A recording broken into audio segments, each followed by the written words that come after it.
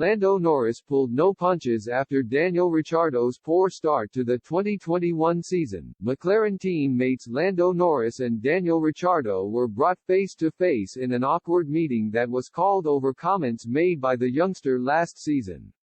Norris pulled no punches when asked about the Australian's poor start to life with his new team, and his tough approach preceded an upturn in form as the season progressed. Ricciardo made his debut with McLaren last season after a two-year stint with Renault.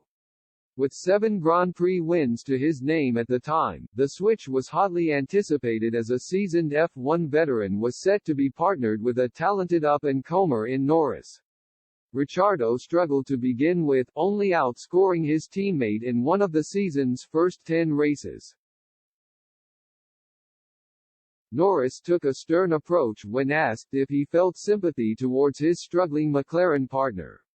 "I don't want to be mean, but I don't have sympathy," he told GP fans last May. At the end of the day, it was his decision to come to McLaren.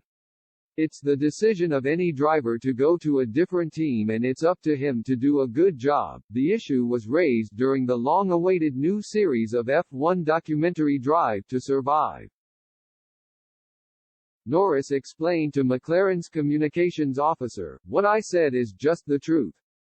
I don't feel sympathy for him, why would I? No driver on the grid would feel sympathy for another driver." A tense team meeting was then called, in which Norris asked Ricciardo whether he wanted him to publicly sympathize with his struggles. The former Red Bull man awkwardly responded, "Not really." Although the pair's off-track friendship does not quite match up to the bromance shared between Norris and his former teammate Carlos Sainz, matters certainly improved for the McLaren team on the track after an early hiccup. Having failed to even land a podium since his switch, Ricciardo stormed to a famous win in Monza, which was made even sweeter by Norris' second-place finish. Despite his obvious talent, Norris is still awaiting his first F1 win after he came painfully close to taking the top prize in Sochi last year.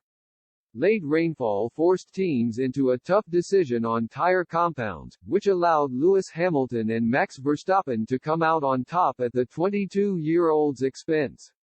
By the time the Drivers' Championships wrapped up in Abu Dhabi, Ricciardo wound up 8th overall, with Norris 2 places ahead after being pipped to 5th by Sainz at the final hurdle.